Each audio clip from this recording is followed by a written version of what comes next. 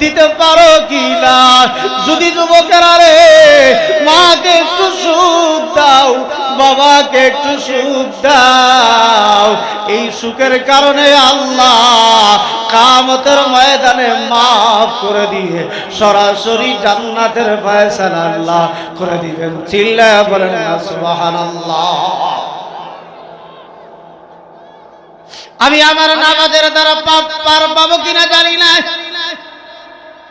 হজের দ্বারা পার পাবো কিনা জানি না, কিন্তু আমার আল্লাহ ডাইরেক্ট কোরআনে বলেছেন, নবী হাদিসের মধ্যে বলেছেন, আপনারা পীরের দুধ কলা দেন, ওই দুধ কলা কোনো পীরে না দিয়া নিজের মারে দেন, বাবারে দেন, বাবা খুশি আল্লাহ খুশি, মা খুশি আল্লাহ খুশি। আমার ভাইরা রে, বৃদ্ধা মহিলা নবীজির কাছে কান দেয়ার বলে, ইয়া রাসূলুল্লাহ, আমার সন্তান সুখের জন্য স্ত্রীকে নিয়ে আলাদা হয়ে গেল। ইয়া রাসূলুল্লাহ, আমি মাকে কোনোদিন দেখাশোনাও করে না, আমারও কোনো খোঁজ খবর নাই না, আমার বরণ পোষণ করে না, আমি অকেজো হয়ে গেছি, আমি দুর্বল হয়ে গেছি, এক বেলা খাইলে আর এক বেলা খাইতে পারি না, আমি দিনের পর দিন আমি দিনের পর দিন, সপ্তাহের পর সপ্তাহ আমি ক্ষুধায় অনাহারে উপবাসে যখন জীবন কাটানো শুরু করলাম, আমি মা সহ্য করতে না পেরে আমার মাওলার কাছে নালিশ দিয়ে দিলাম, আমার মাওলার আদালতে বিচার দিয়ে দিলাম। আল্লাহ, আমার সন্তান আমি মাকে কষ্ট দিই, স্ত্রীকে নিয়ে সুখে জীবন কাটাইতেছে, আল্লাহ আমি মা আমার বিচার তোমার আদালতে দিয়ে দিলাম। ঠুকুর সাবের ঠুকুর মির্জায় মা বাবার দোয়ার বদদোয়া, নেক দোয়ার বদদোয়া আল্লাহর আদালতে বিফলে যায় না। বাইরা রে, মা যদি একবার বলে, বাবা যদি একবার বলে, আমার আপনার জাহান্নামে যাওয়ার জন্য, আমার আপনার জীবন বরবাদের জন্য এতটুকুই যথেষ্ট। আমার মা বেজার, আল্লাহ বেজার, আমার মা খুশি আল্লাহ খুশি। এবার বৃদ্ধা মহিলা ডাকতে বলে, ইয়া রাসূলুল্লাহ, আল্লাহর আদালতে মামলা দায়ের করলাম, বিচার দায়ের করলাম, আমার সন্তানের ভিতরে এমন রোগ জীবাণু দেখা গেল, আমার সন্তান কয়েকদিনের মধ্যে রোগ জীবাণু আক্রান্ত হয়ে আমার সন্তান পৃথিবী ছেড়ে চলে গেল, কবরে দাফন করলাম, কোন হালাতে আছে আমি জানি না। নবী গো, আপনি যখন বলছেন, আমি মাকে শুনলাম, আমার সন্তান বড় বিপদে আছে, কিন্তু আমি দুঃখ পাই নাই, আমার সন্তান এমন দুঃখ আমারে দিছে, আমি এই জন্য হাসলাম। নবী আমার ডাক দে বলে, বুড়ি মারে ক্ষমা করে দাও। বুড়ি বলে, আমি ক্ষমা করব না। বুড়ি বলে, নবী বলে, বুড়ি মা চর্মচক্ষুটা বন্ধ করে দাও। বুড়ি যখন চর্মচক্ষু বন্ধ করে দেয়, আমার নবী ডাকতে বলে, আল্লাহ, জোরে বলেন আল্লাহু আকবার। নবী আমার ডাকতে বলে, আল্লাহ, বুড়ির চর্মচক্ষুটা বন্ধ, তুমি অন্তর চক্ষুটা খুলে দাও। আমার আল্লাহ যখন বুড়ির অন্তর চক্ষু খুলে দিল, বুড়ি অন্তর চক্ষু দিয়ে দেখে আমার সন্তানের কবরে একটা করে গুরুত্ব মারে 70 গজ, 140 হাত মাটির নিচে আমার সন্তানের দেহটাকে চলে যায়। আবার আমার সন্তানকে ওখান থেকে উত্তোলন করা হয়, আবার সন্তানের উপরে আর একটা পাথরের আঘাত যখন করা হয়, 70 গজ 140 হাত মাটির নিচে চলে যায়। বুড়ি অবস্থা দেখার পরে অজ্ঞান হয়ে বেহুশ হয়ে জমিনে পড়ে গেল। এবার দীর্ঘ সময় পরে সুস্থ হওয়ার পরে নবী আমার ডাক দিয়ে বলে, বুড়ি মা, তোমার অন্তর চক্ষু দিয়ে দেখেছ সন্তান কবরে কি আযাবের মধ্যে আছে। বুড়ি মা রে, এবার তোমার সন্তানকে তুমি মাফ করে দাও। আমার নবীকে বুড়ি ডাকতে বলে, ইয়া রাসূলুল্লাহ, আমার সন্তানকে যদি আমি মাফ করে দেই, আল্লাহ মাফ করে দিবনি। নবী আবার ডাকতে বলে, বুড়ি মা, তুমি যদি তোমার সন্তানকে আমাকে মাফ করে দাও, আল্লাহ মাফ করে দিবে। বুড়ি যখন মাফ করে দেয়, সঙ্গে সঙ্গে আমার আল্লাহ ওই বান্দা তো ওই বুড়ির সন্তানকে মাফ করে দিয়ে কবর আযাবকে আল্লাহ মাফ করে দেয়। ইব্রাহিম ইন্নাকা হামিদুম মাজিদ। اللهم بارك على محمد وعلى آل محمد كما باركت على إبراهيم وعلى آل إبراهيم إنك حميد مجيد بلغ العلا বলেন বলেন বলেন জবান খুলে বলতে হবে বালাগাল উলা বিকামালিহি কাশাফাত দুজা বিজামালিহি হাসনাতু জামিহ খিসালিহি সাল্লাল্লাহু আলাইহি ওয়া আলিহি ফকিরু কামান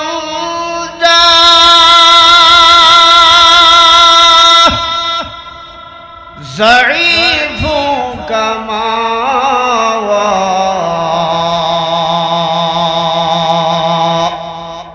يتيم قولي غلام كمولا بلغ العلا بكماله كشف الدجى بجماله حسنت جميع خصاله صلوا عليه وآله لا إله।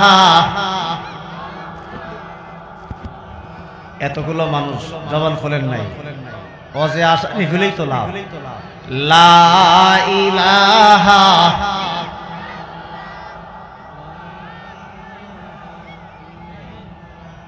লা ইলাহা।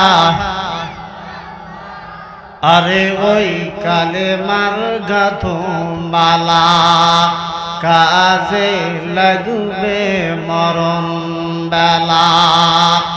ওই কালেমার রৌশনীতে,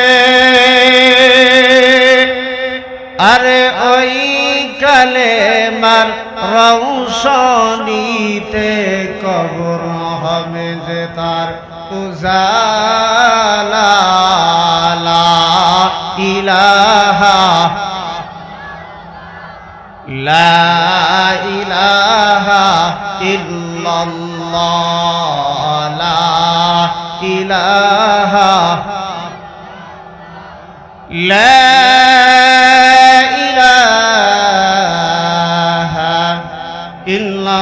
ইল্লাল্লাহু মুহাম্মাদুর রাসূলুল্লাহ সাল্লাল্লাহু আলাইহি ওয়াসাল্লাম।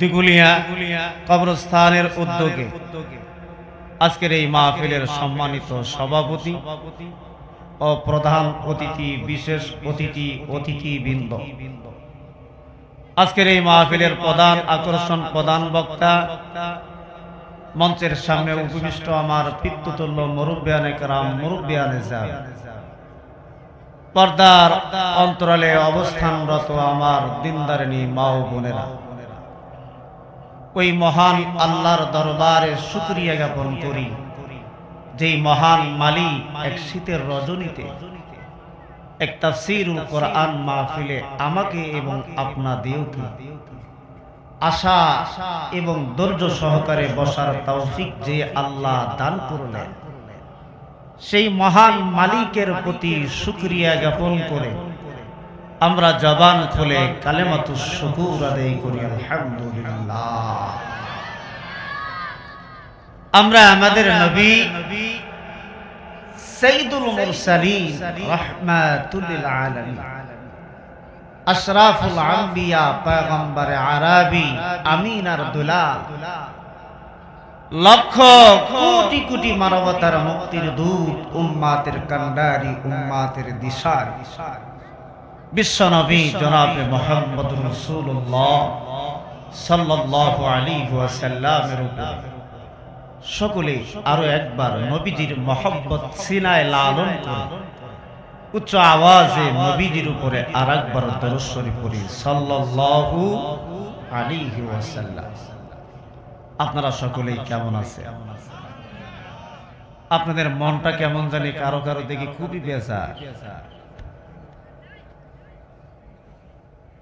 ও যেমন হয় আসতে চান নাই, আমাদের বাবি সাহেব আর চাচিমা মন হয় ধাক্কা দিয়ে পাঠাইছে, নইলে মন খারাপ থাকবে কেন? এখানে যতক্ষণ পর্যন্ত বসে থাকবে ততক্ষণ গুনাহ হবে না, সব ফেরেশতারা আমল নামায় লিখবে। চিল্লায়ে বলি সুবহানাল্লাহ। আমি অল্প কিছু সময় কোরআন ও হাদিস থেকে কিছু মূল্যবান কথা বলার চেষ্টা করব। থাকবেন না যাবেন? আপনারা এখানে এসেছেন, যাওয়ার মতো ক্ষমতা কে কে রাখেন? কেউ রাখেন না। আমি মনে মনে কল্পনা করলাম দিগুলিয়ার মানুষ কি মাহফিলে এসেছে, যাওয়ার ক্ষমতা বুঝি রাখে? আপনারাও বললেন না হুজুর, এসেছি, বসার তৌফিক হয়েছে, এখান থেকে উঠতে পারবো কিনা এই গ্যারান্টি, হায়াতের গ্যারান্টি আমরা কেউ দিতে পারি না। কথা বলে আমার ভাইরা রে, আমরা কিভাবে গ্যারান্টি দিব? সরকারে দো আলম বিশ্বনবী মুহাম্মদুর রাসূলুল্লাহ সাল্লাল্লাহু আলাইহি ওয়াসাল্লাম বলেছেন, আমি নবী ডান দিকে সালাম ফিরাইছি, বাম দিকে সালাম ফিরাইতে পারবো কিনা এমন হায়াতের গ্যারান্টি আমি নবী দিতে পারি না। যে নবী লক্ষ কোটি কোটি মানবতার মুক্তির দূত, নবী বলেন ডান দিকে সালাম ফিরাইছি, বাম দিকে সালাম ফিরাতে পারবো কিনা আমি জানি না। এখান থেকে আমরা বাড়িতে যেতে পারবো কিনা এই হায়াতের গ্যারান্টি আমাদের নাই। এই জায়গাও তো আমাদের কারো কারো মৃত্যু হতে পারে। কথা বলেন, হতে পারে কিনা? এই কবরস্থানের উন্নতি করবে আজকের মাহফিল। এই কবরে অনেকের মা ঘুমাইছে, বাবা ঘুমাইছে। মা বাবার রেখে দেওয়া সম্পদের ওয়ারিসান সূত্রে আপনার এখন মালিক। কি বলেন? মালিক না? জমি রেখে গেলে জমির মালিক, ঘর রেখে গেলে ঘরের মালিক, টাকা রেখে গেলে টাকার মালিক। আল্লাহর পয়গম্বর হযরতে দাউদ আলাইহিস সালাম তিনি নবীও ছিলেন এবং বাদশাও ছিলেন। আল্লাহ বলেন, ওয়ারিসা সুলাইমান দাউদা, সুলাইমান আলাইহিস সালাম পয়গম্বর দাউদের উত্তরাধিকারী হয়েছিল।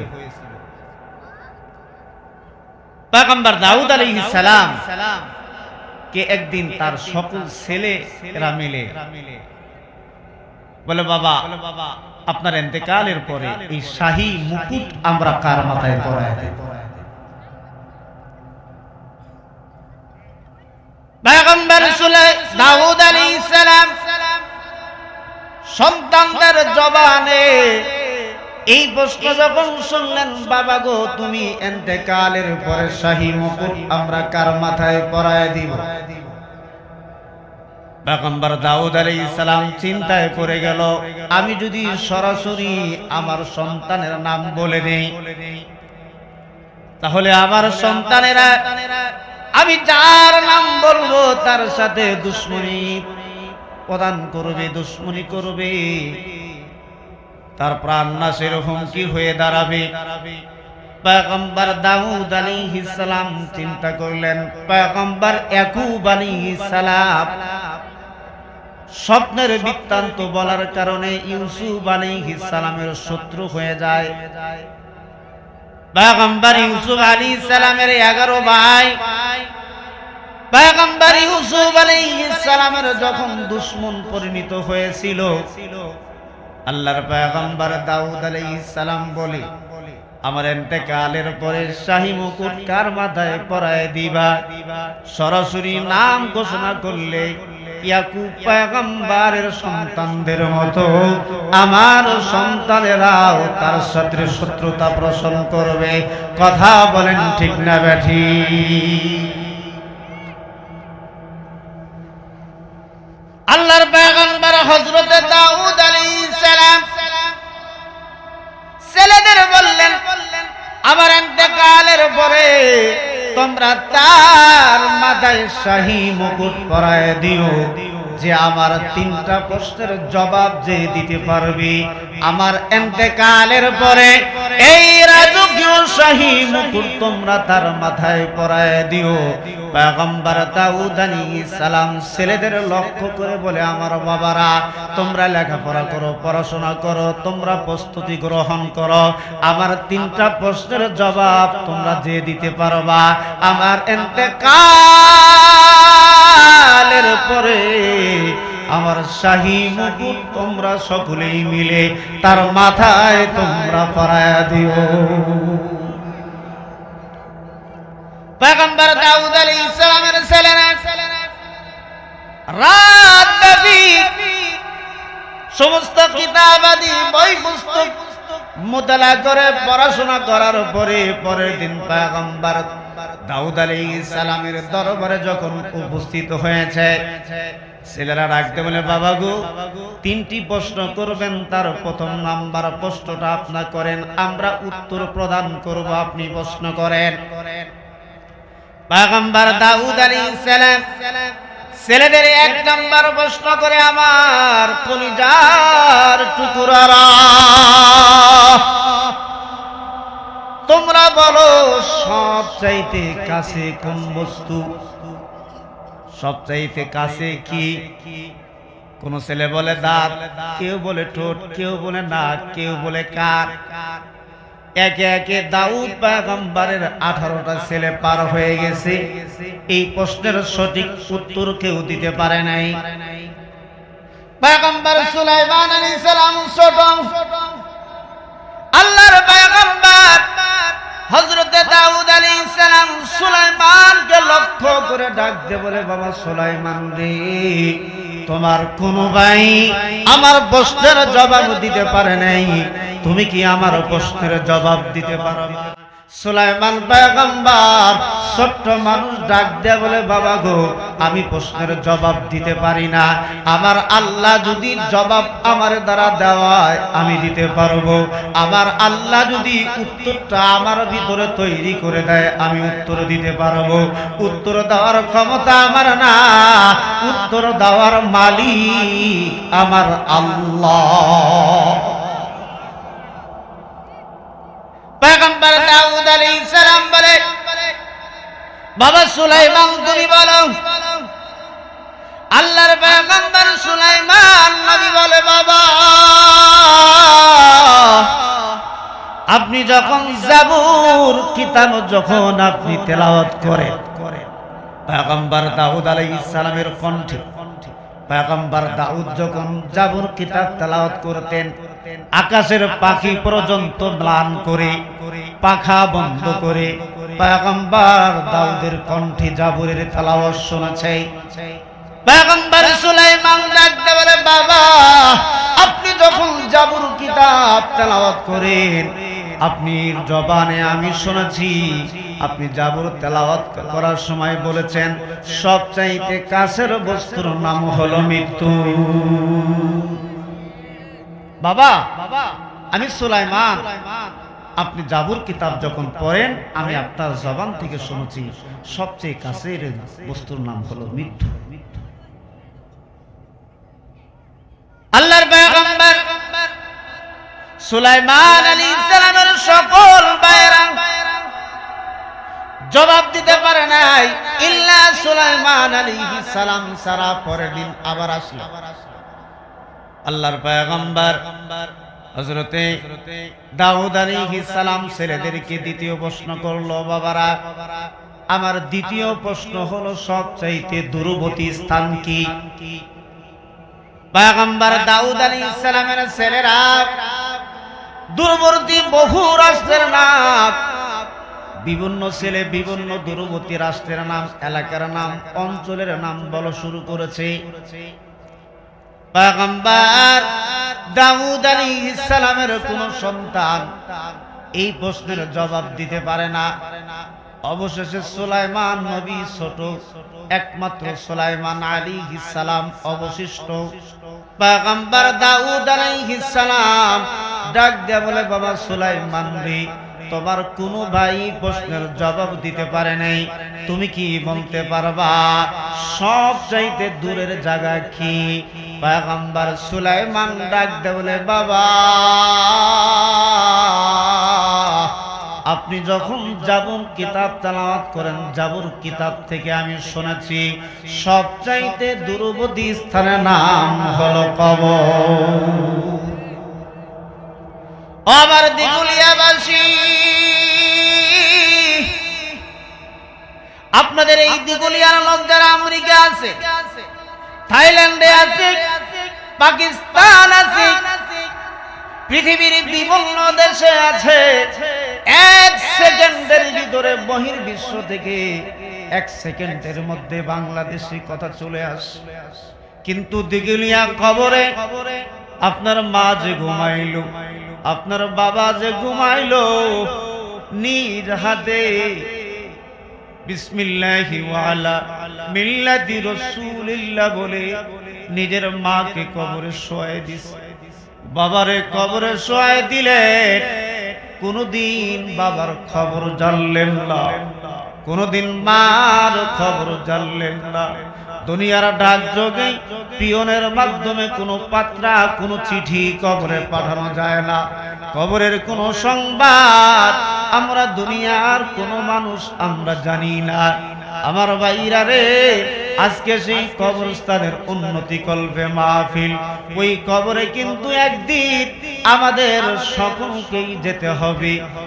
কবর এমন একটি ঘর যার ডাইনেও মাটি, বামেও মাটি, উপরেও মাটি, নিচেও মাটি, শুধু মাটি আর মাটি।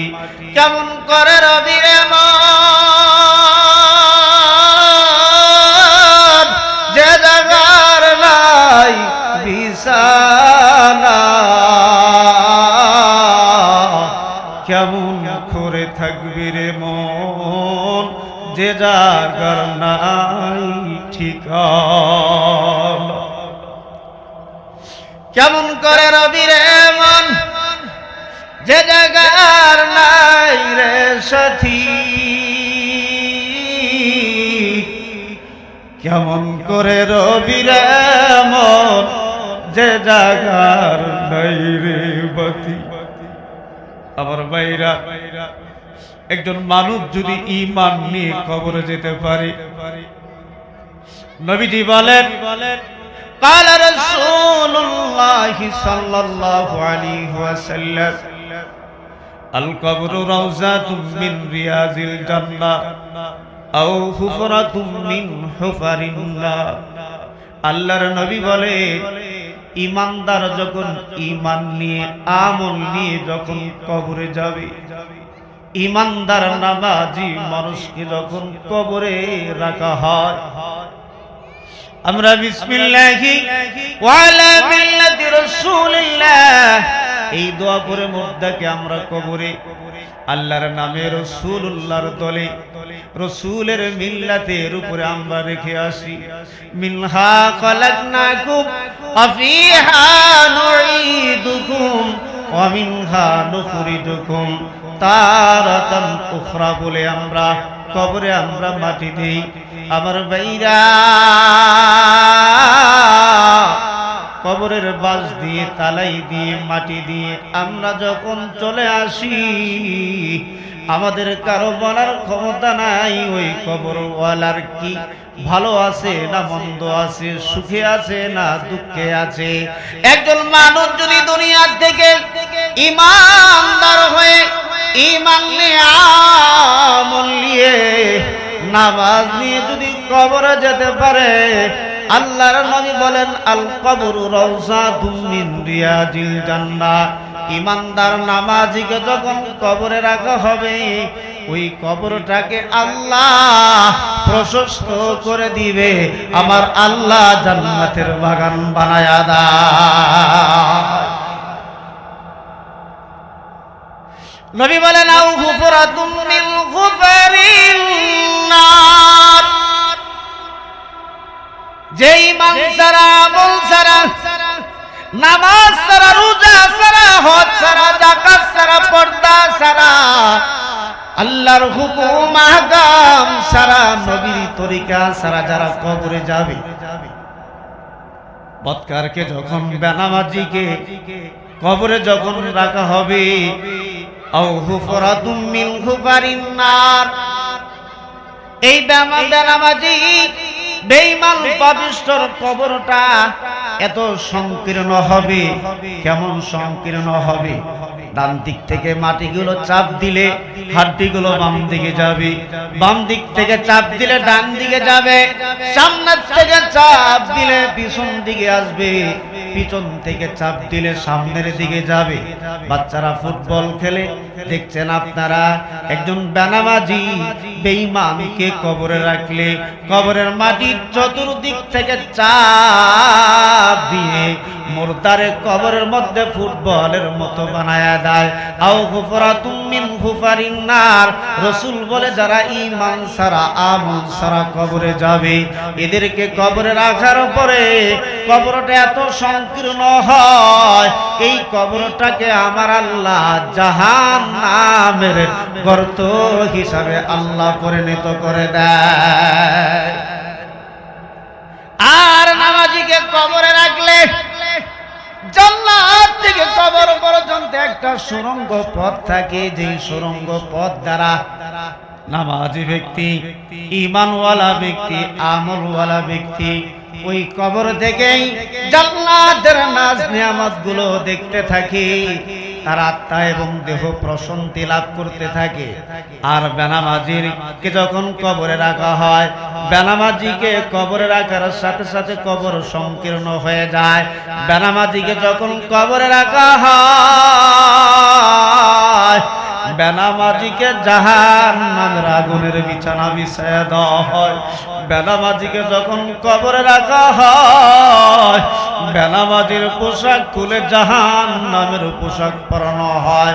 বেনামাজির কবর থেকে জাহান্নাম পর্যন্ত একটা সুড়ঙ্গ পথ থাকে, যেই কারণে এই কবর থেকে বেনামাজি জাহান্নামের কঠোরতা, জাহান্নামের ভয়াবহতা, জাহান্নামের শাস্তি দেখে কবরের মধ্যে বিচলিত হয়ে যায়। দুনিয়ার মানুষ বিপদে পড়লে আমরা তাকে বড় বিপদগামী বলি। সবচেয়ে বড় বিপদগামী ওই মানুষ, যেই মানুষটা কবরের মধ্যে বিপদগামী আছে, কবরের মধ্যে আযাবের মধ্যে আছে। আমার ভাইরা রে, এখনো যদি আমাদের পরিবর্তনের সময় না হয়, কবে আমাদের পরিবর্তনের সময় আসবে? জান্নাতি মহিলাদের সরদারিনী মা ফাতিমাতুজ জোহরা রাদিয়াল্লাহু তাআলা আনহা ইন্তেকালের আগে হযরত আলীকে ডাকতে বলে, স্বামী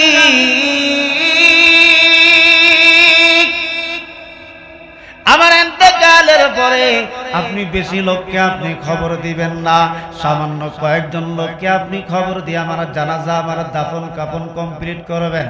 হযরতে ফাতেমাতুজ জোহরা রাত্রিতে ইন্তেকাল করলো। হযরতে আলী রাদিয়াল্লাহু তাআলা আনহু সামান্যতম কয়েকজন মানুষকে খবর দিয়ে হযরতে আলী ফাতেমার গোসল, দাফন কাফন এবং জানাজার ব্যবস্থা করেছে। হযরতে ফাতেমাতুজ জোহরাকে নিয়ে যখন কবরে যখন রাখা হয়, হযরতে আবু যর গিফারী ডাক দিয়ে বলে, কবরের মাটি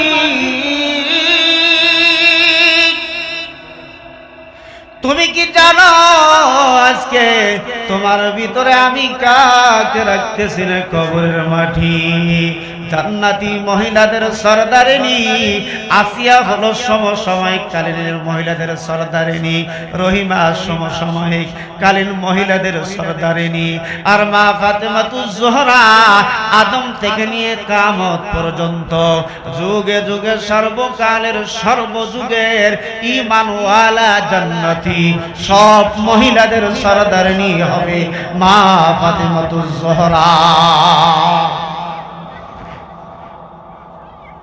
এই কবরের মাটি তুই কি জানোস? তোর ভিতরে কারে রাখি?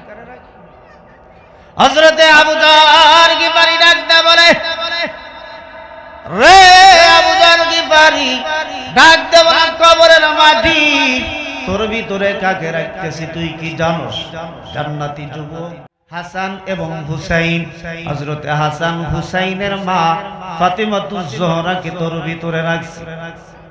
কবরের কোনো আওয়াজ নেই। হযরতে আবু যর গিফারি ডাকতে বলে, কবরের মাটি তোর ভিতরে কাকে রাখতেছি তুই কি জানোস? আশরায়ে মুবাশশারার চতুর্থ নাম্বার হযরতে আলী, আশরায়ে মুবাশশারার চতুর্থ নাম্বার হযরতে আলী। নবীজি বলেন, আনা মদিনাতুল ইলম ওয়া আলিয়্যু বাবুহা, নবী মদিনার ইলমের শহর, ওই শহরের দরজা হযরতে আলী। এত বড় সাহাবী, আশরায়ে মুবাশশারার চতুর্থ নাম্বার। ও কবরের মাটি তোমার ভিতরে কাকে রাখতেছি? যে আলীকে আল্লাহ মুশরিকদের জন্য বাগ বানাইছিল। ও কবরের মাটি হযরতে আলীর স্ত্রী মা ফাতিমাতুজ জোহরাকে তোমার ভিতরে রাখছি। হযরতে আবু যর গিফারি রাখতে বলে, রে কবরের মাটি তোর ভিতরে কাকে রাখছি তুই কি জানোস? দয়ার নবী, মায়ার নবী, রাহমাতুল লিল আলামিন নবী, বিশ্ব নবী মুহাম্মদুর রাসূলুল্লাহর কলিজার টুকরা, নয়নের মণি ফাতেমাতুজ জোহরাকে তোর ভিতরে রাখছি রে কবরের মাটি তুই কি জানোস? কবর থেকে কোনো আওয়াজ নেই। এবার লক্ষ্য করে দেখা গেল কবর থর থর করে কেঁপে উঠে বলে, রে আবু যর গিফারি, আমি ফাতেমাকে চিনি না, হাসান হুসাইনকে চিনি না, আমি আলীকে চিনি না, আমি নবীর বিটিকে চিনি না, আমি একমাত্র কবরের মাটি তাকেই চিনি যে নেক আমল করে ঈমান নিয়ে নেক আমল কবরে কবরে আসতে পারবে। আমি কবরের আযাব থেকে একমাত্র সেই রেহাই পাবে, নইলে আমি কবরে থেকে রেহাই পাবে না। আমার ভাইরা, ওই কবরে তো আমাদের আমার আপনার অনেকের মা ঘুমিয়েছে। নবীজির একটি হাদিস পাঠ করেছে, قال رسول الله صلى الله عليه وسلم من زار قبري أبويه أو إحداهما في كل جمعة غفر له وكتب له براءة। আমার ভাইরা রে, বাবাজিরা খুব মনোযোগ দিয়ে অর্থটা শুনেন। আল্লাহর নবী বলে, আমার যে উম্মত প্রত্যেক জুমার দিন নিজ পিতামাতার কবর জিয়ারত করবে, অথবা দুইজনের একজনের কবর জিয়ারত করবে, গুফিরা লাহু, আল্লাহর নবী বলে, মা বাবা দুইজন অথবা একজনের কবর যদি জুমার দিন জিয়ারত করে, গুফিরা লাহু, আমার আল্লাহ তার জিন্দেগীর সমস্ত গুনাহ আল্লাহ মাফ করে দেন। চিল্লায়ে বলি সুবহানাল্লাহ। একটু জিকির করি লা ইলাহা।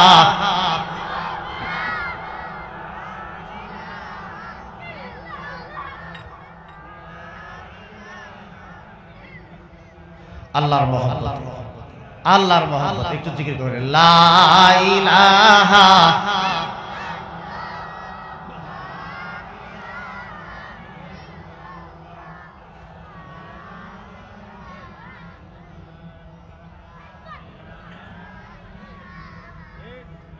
আহারে নিদরা, আহারে নিদরা, ভালো লাগে না, ভালো লাগে যে শুধু ইল্লাল্লাহ লা ইলাহা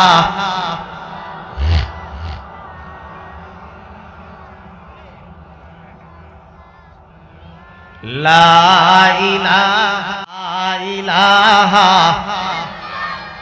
লা ইলাহা ইল্লাল্লাহু মুহাম্মাদুর রাসূলুল্লাহ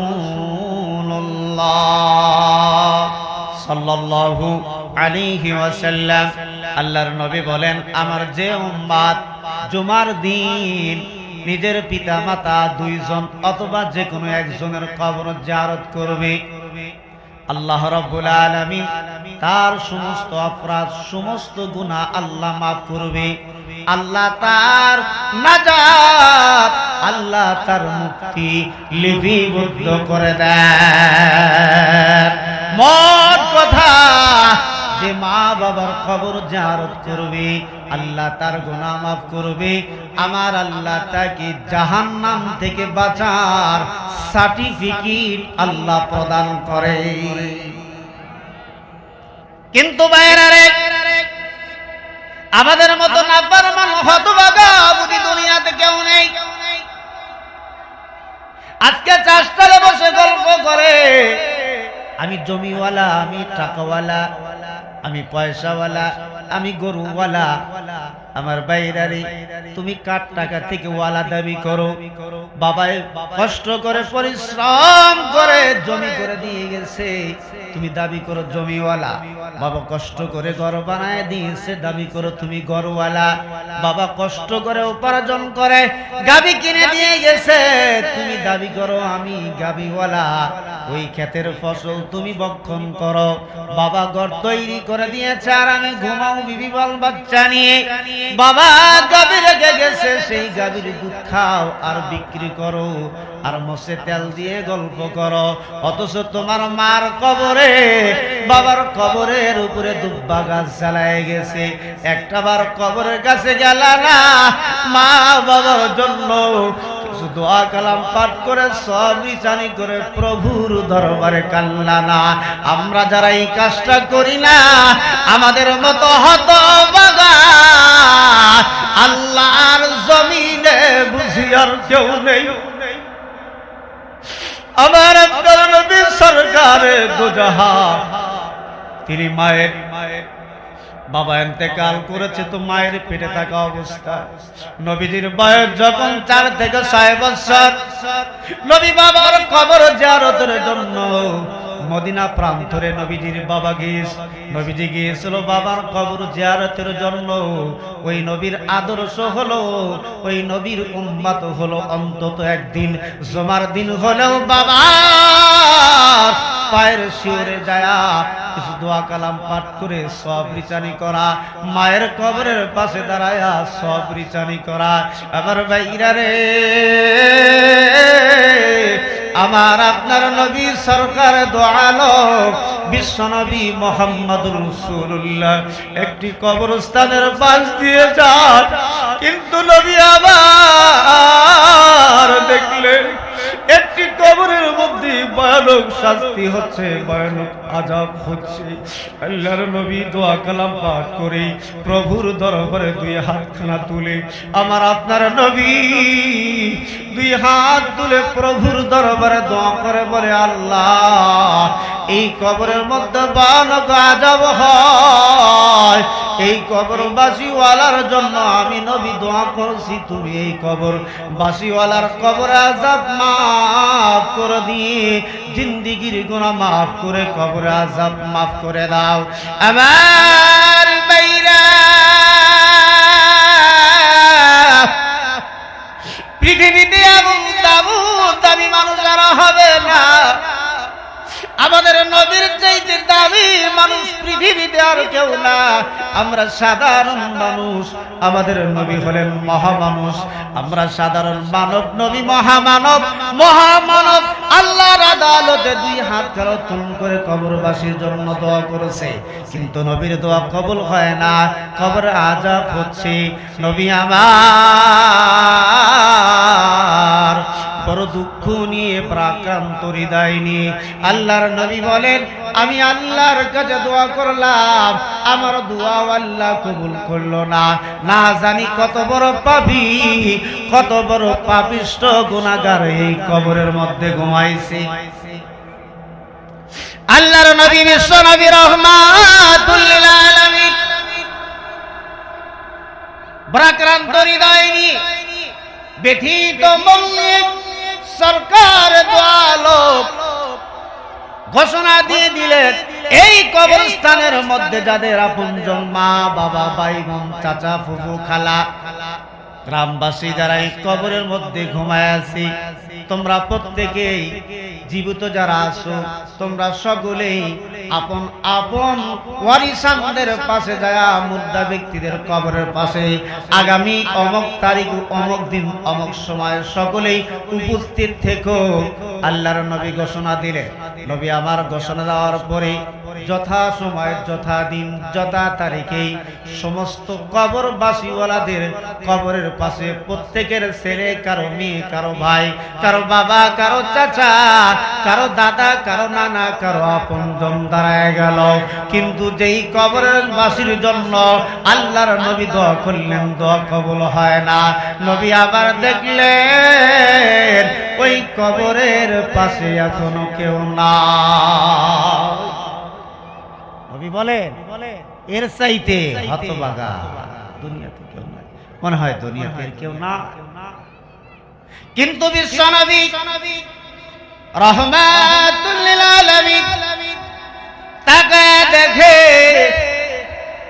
একটা বয়োবৃদ্ধা নারী, চূড়ান্ত বয়স যার, লাঠিতে বড় করে কবরস্থানের দিকে টুক টুক টুক টুক করে কবরের দিকে কবরস্থানের দিকে আগায়। নবীজি ধারণা করলো মনে হয় এই কবরে যে শুয়ে আছে তারও আপন কেউ মনে হয়। আর আল্লাহর বান্দা বিদ্যা মানুষ আস্তে আস্তে কবরের পাশে এসে যখন দাঁড়ায় গেল, বিশ্ব নবী মুহাম্মদুর রাসূলুল্লাহ ডাক দিয়ে বলেন, বুড়ি মারে এই কবরের পাশে এসে আপনি দাঁড়াইলেন গো মা, এই কবরের মধ্যে কে ঘুমায় গেছে? বিদ্যা নারী ডাক দিয়ে বলে, ইয়া রাসূলুল্লাহ, এই কবরের মধ্যে আমার কলিজার টুকরা একটি মাত্র সন্তান এই কবরের মধ্যে শুয়ে আছে।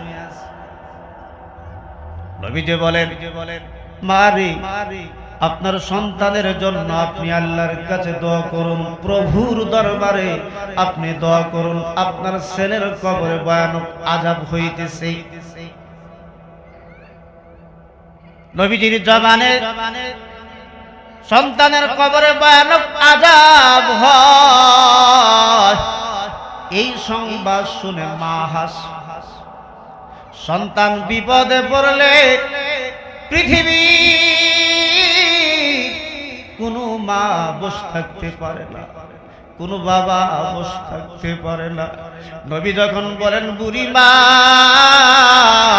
তোমার সন্তানের কবরে বড় আযাব হচ্ছে, তুমি তোমার সন্তানের জন্য দোয়া করো। বুড়ি হাসে। নবী আবার জিগায়, বুড়ি মা রে তুমি কান্দো কেন, কি হয়েছে তোমার? বুড়ি মা জিগা, বুড়ি মা বলে, ইয়া রাসূলুল্লাহ তাহলে কি আপনি শুনবেন? নবী আমার বলে, নবী আমার ডাক দেয় বলে, বুড়ি মা আপনারা রেডি দেখেন। নবী আমার ডাক দেয় বলে, বুড়ি মা আজকে তোমার সন্তানের দুঃখের দিনে তুমি হাসার কথা না, তোমার কাঁদার কথা, তুমি হাসছো কেন? বুড়ি ডাক দেয় বলে, ইয়া রাসূলুল্লাহ আপনি কি শুনতে চান? নবী আমার ডাকতে বলে বুড়ি মা তুমি তোমার জীবন বৃত্তান্ত একটু খুলে মুলে বলো। বুড়ি ডাকতে বলে ইয়া রাসূলুল্লাহ, এই সন্তানটা যখন আমার গর্ভে আসে এমন সময় আমার স্বামী দুনিয়ার থেকে বিদায় নিয়ে গেল, আমার যৌবনের শুরু, এই প্রথম সন্তান আমার পেটে এসেছে, সন্তান গর্ভ থাকাকালীন আমার স্বামী ইন্তেকাল করলো, আমার স্বামী মারা গেল, আমি বিধবা হয়ে গেলাম। আমি চিন্তা করলাম এখন আমি কি করব, আমার যৌবনের শুরু, আমি যদি অন্য পুরুষকে গ্রহণ করি আমার এই সন্তানটা বাপ হারাইতিম হবে, আমার এই সন্তান মা থাকতেও ইতিম হয়ে যাবে। কথা বলেন ঠিক না ব্যাঠিক? বাপ যদি মারা সন্তান লালিত পালিত হতে কষ্ট হলেও ততটা হয় না, কিন্তু মা মারা গেলে বাপ বেঁচে থাকলে যে কোনো সন্তানের লালিত পালিত হওয়া বড় কঠিন। এর চেয়ে কঠিন কি জিনিস আমি আপনাদেরকে বুঝাইতে পারবো না, বোঝানোর ক্ষমতা আমার নেই। রাষ্ট্র এবং দেশ এবং সমাজের চিত্র দেখলে কলিজার মধ্যে আঘাত লাগে। কথা বলেন ঠিক না? তবে এই কথাটা বলতে পারি, এক গাছের বাকল অন্য গাছে লাগে। কথা বলে ঠিক না বেটি? এবার আল্লাহর নবী বলেন বুড়ি মা বলো, বলে সন্তান যখন আমার গর্ভে তখন আমার স্বামীকে আমি হারাইলাম, সিদ্ধান্ত নিলাম আমি আর দ্বিতীয় কোন পুরুষকে আমি গ্রহণ করব না। আমি সন্তান আল্লাহ ছেলে দিবে না মেয়ে দিবে, তার চেহারার দিকে তাকাইয়া নিজের জীবন নিজের যৌবন সব কিছু বিলীন করে দিব, তবু সন্তানকে আমি ছেড়ে যাব না। ইয়া রাসূলুল্লাহ, দীর্ঘ 10 মাস 10 দিন পরে প্রসব বেদনা শুরু হলো, এই সন্তানটা আমার ভূমিষ্ঠ হলো। ইয়া রাসূলুল্লাহ,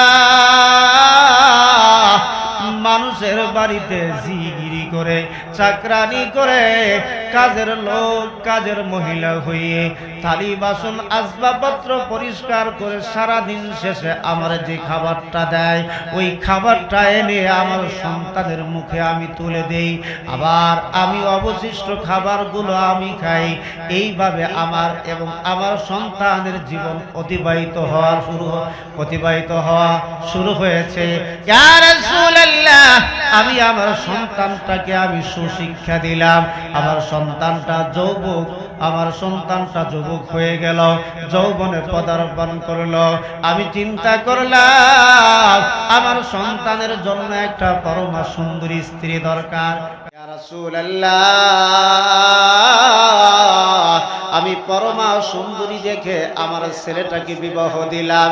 ইয়া রাসূলুল্লাহ, ছেলেটাকে যখন বিবাহ দিয়ে যখন বাড়িতে পুত্রবধূ আনলাম, বাড়িতে পুত্রবধূ আনতে দেরি, আমার বাড়িতে আর অশান্তি শুরু হইতে দেরি হলো না। ইয়া রাসূলুল্লাহ,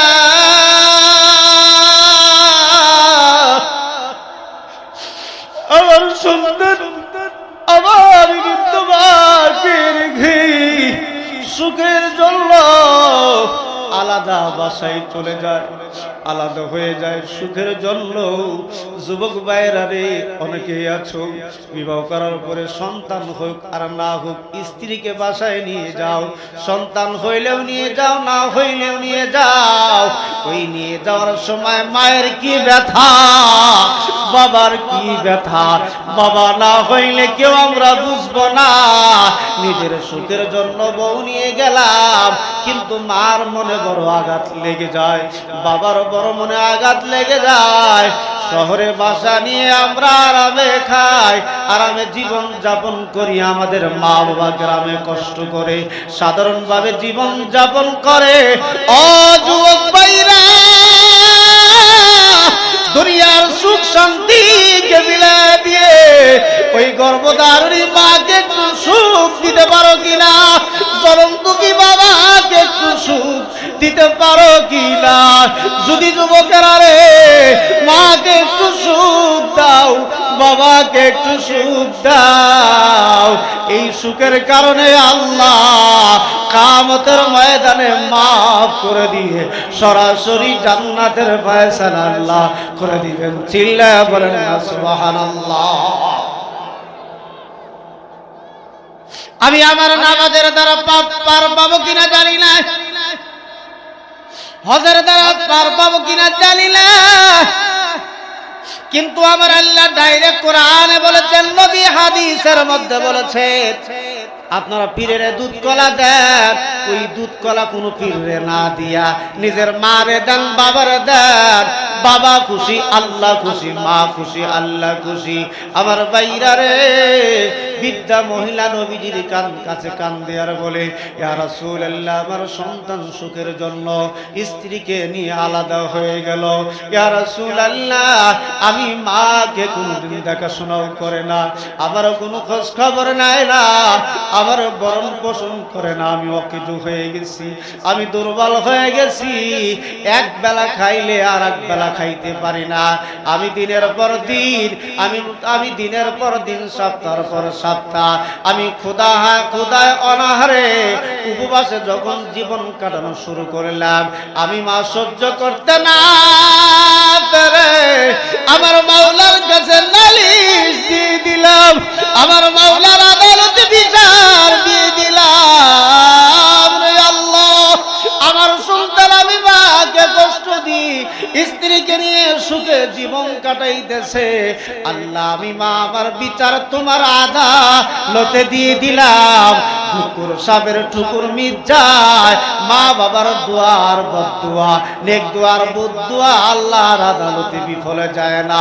বাইরা রে, মা যদি একবার বলে, বাবা যদি একবার বলে, আমার আপনার জাহান্নামে যাওয়ার জন্য, আমার আপনার জীবন বরবাদের জন্য এতটুকুই যথেষ্ট। আমার মা বেজার, আল্লাহ বেজার, আমার মা খুশি, আল্লাহ খুশি। এবার বৃদ্ধা মহিলা ডাকতে বলে, ইয়া রাসূলুল্লাহ, আল্লাহর আদালতে মামলা দায়ের করলাম, বিচার দায়ের করলাম, আমার সন্তানের ভিতরে এমন রোগ জীবাণু দেখা গেল, আমার সন্তান কয়েকদিনের মধ্যে রোগ জীবাণু আক্রান্ত হয়ে আমার সন্তান পৃথিবী ছেড়ে চলে গেল, কবরে দাফন করলাম, কোন হালাতে আছে আমি জানি না। নবী গো, আপনি যখন বলছেন, আমি মাকে শুনলাম আমার সন্তান বড় বিপদে আছে, কিন্তু আমি দুঃখ পাই নাই, আমার সন্তান এমন দুঃখ আমারে দিছে, আমি এই জন্য হাসলাম। নবী আমার ডাক দে বলে, বুড়ি মারে ক্ষমা করে দাও। বুড়ি বলে, আমি ক্ষমা করব না। বুড়ি বলে, নবী বলে, বুড়ি মা চর্মচক্ষুটা বন্ধ করে দাও। বুড়ি যখন চর্মচক্ষু বন্ধ করে দেয়, আমার নবী ডাকতে বলে, আল্লাহ, জোরে বলেন না আল্লাহু আকবার। নবী আমার ডাকতে বলে, আল্লাহ, বুড়ির চর্মচক্ষুটা বন্ধ, তুমি অন্তর চক্ষুটা খুলে দাও। আমার আল্লাহ যখন বুড়ির অন্তর চক্ষু খুলে দিল, বুড়ি অন্তর চক্ষু দিয়ে দেখে আমার সন্তানের কবরে একটা করে গুরুত্ব মারে 70 গজ, 140 হাত মাটির নিচে আমার সন্তানের দেহটাকে চলে যায়। আবার আমার সন্তানকে ওখান থেকে উত্তোলন করা হয়, আমার সন্তানের উপরে আর একটা পাথরের আঘাত যখন করা হয়, 70 গজ 140 হাত মাটির নিচে চলে যায়। বুড়ি অবস্থা দেখার পরে অজ্ঞান হয়ে বেহুশ হয়ে জমিনে পড়ে গেল। এবার দীর্ঘ সময় পরে সুস্থ হওয়ার পরে নবী আমার ডাক দিয়ে বলে, বুড়ি মা, তোমার অন্তর চক্ষু দিয়ে দেখেছ সন্তান কবরে কি আযাবের মধ্যে আছে। বুড়ি মারে, এবার তোমার সন্তানকে তুমি মাফ করে দাও। আমার নবীকে বুড়ি ডাকতে বলে, ইয়া রাসূলুল্লাহ, আমার সন্তানকে যদি আমি মাফ করে দেই, আল্লাহ মাফ করে দিবনি। নবী আবার ডাকতে বলে, বুড়ি মা, তুমি যদি তোমার সন্তানকে আমাকে মাফ করে দাও, আল্লাহ মাফ করে দিবে। বুড়ি যখন মাফ করে দেয়, সঙ্গে সঙ্গে আমার আল্লাহ ওই বান্দা তো ওই বুড়ির সন্তানকে মাফ করে দিয়ে কবর আযাবকে আল্লাহ মাফ করে দেয়। আমার দিগুলিয়া গ্রামের যুবক ভাইরা, মার খেদমত করতে পারো নাই, বাবার খেদমত করতে পারো নাই, মারা যাওয়ার 3 দিন পরে গরু জব করে সব রিসানির জন্য এলাকার মানুষকে খাওয়াইছো দেখানোর জন্য। কিন্তু বাইরা রে, এর দ্বারাও কিন্তু হক আদায় হয় নাই। হক আদায় হয় দুই ভাবে, একটা সব রিসানির মাধ্যমে আর একটা দান খয়রাতের মাধ্যমে। মা যদি বেঁচে থাকতো তাহলে কিন্তু খাইতো, কিন্তু মা যাদের বেঁচে নাই ওই মা রুহের মাগফিরাত কামনা করে বাবার রুহের মাগফিরাত করে। আমার কোন বাবাজি ভাই আছে, আমি কবরস্থানের উন্নতি কল্পে 50,000 টাকার দাবি জানাইলাম, 30,000 টাকার দাবি জানাইলাম, 20,000, 10,000, 5,000, 1,000। এবার আপনাদের সমর্থন অনুপাতে আমার বাবাজি ভাইরা যার যতটুকু সমর্থ ততটুকু অনুমতেই দান করবেন। আমার ভাইরা রে, কিয়ামতের ময়দানে আল্লাহ রাব্বুল আলামিন এই দানের বদলতে আল্লাহ তার অসংখ্য বান্দা বান্দিকে আমার আল্লাহ মাফ করে দিবে। চিল্লায় বলেন সুবহানাল্লাহ। আসেন আপনাদের চাহিদা অনুপাতে, তৌফিক অনুপাতে আমি জোর করব। এই কবরস্থান উন্নতি আল্লাহ করবে, আপনারা না দিলে আল্লাহ ব্যবস্থা করবে। এবার কবরস্থানের উন্নতি করবে মায়ের জন্য, বাবার জন্য, দাদার জন্য, দাদির জন্য। একটু এই পাশে বসুন, এই পাশে বসুন না, আমার জন্য সহজ। এই পাশে বসুন। আপনি আমার চেয়ে অনেক বড়, আমি বাম হাতে টাকা নেবো, এই বেয়াদবি আমি করতে পারবো না ভাই। মাদ্রাসায় পড়ে এই বেয়াদবিটুকু শিখতে পারেন। এমরে আসেন, আমার সামনে আসেন, সারাদিন ধরে কর, আমি সারাদিন ধরে মারহাবা দেব।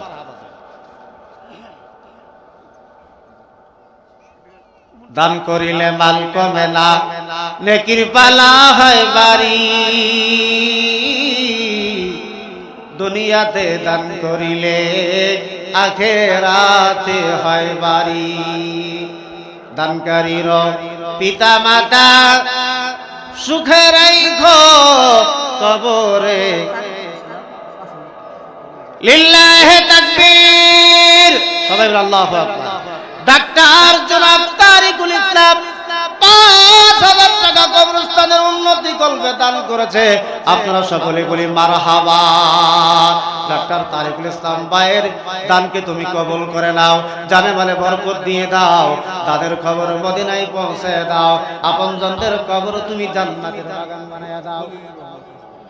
লিল্লাহি তাকবীর। জনাব খলিলুর রহমান 5,000, সবাই বলি মারহাবা। আয় আল্লাহ, জনাব খলিলুর রহমান ভাই 5,000 টাকা কবরস্থানের উন্নতি কল্পে দান করেছে। আল্লাহ কি জন্য দান করেছে আমি জানি না, তুমি জানো। নাম কি ভাই? লিল্লাহি তাকবীর। জনাব শামসুল ইসলাম ভাই টাকা দান করেছে 2,500। আল্লাহ তাআলা শামসুল ভাইয়ের 2,500 টাকা থেকে তুমি কবুল করে নাও, জানে মানে বরকত দিয়ে দাও, তাদের খবর মদিনায় পৌঁছায় দাও। আল্লাহ তার মা বাবা বন্ধন যারা কবরে গেছে, আল্লাহ কবর আযাব মাফ করে দাও। জনাব মুক্তার হোসেন, সকলেই বলে মারহাবা। 1,000 টাকা আল্লাহ মুক্তার ভাইয়ের দানকে তুমি কবুল করে নাও। জনাব আলতাফ হোসেন ভাই 500 টাকা করেছে দান, বাড়ায়া দিও মান। আয় আল্লাহ তাআলা মক্কা মদিনার মুসাফির হিসেবে কবুল করে নিও। জনাব ইব্রাহিম, তোমার এক বান্দা আল্লাহ ইব্রাহিম ভাই 1,000 টাকা করেছে দান, বাড়ায়া দিও মান। আল্লাহ তাআলা তোমার এক বান্দা জনাব হেলাল ভাই 1,000 টাকা করেছেন দান, বাড়ায়া দিও মান। জনাব আলেক ভাই 1,000 টাকা করেছে দান, আল্লাহ বাড়ায় দিও মান, দানের খবর মুসাইব দাও। আল্লাহ তাআলা তোমার এক বান্দা জনাব আলম 3,000 টাকা করেছে দান, বাড়ায় দিও মান, দানের খবর মদিনায় পৌঁছায় দাও। মা বাবা বন্ধনদের কবরে আযাব মাফ করে দাও।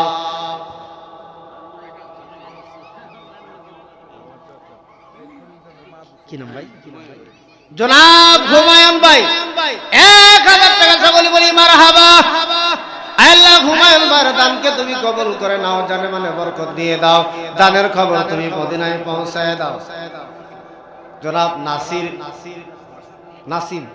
জনাব নাসিম ভাই 2000 টাকা করেছে দান, বাড়ায় দিও মান, দানের খবর মদিনায় পৌঁছায় দাও। জনাব সুজা মিয়া 500 টাকা করেছে দান, বাড়ায় দিও মান। আল্লাহ কি নাম? আল্লাহ তোমার এক বান্দা মেহেদি হাসান অথবা জিয়া 500 টাকা দান করেছে, আল্লাহ দানকে কবুল করে নাও, দানের খবর মদিনায় পৌঁছায় দাও।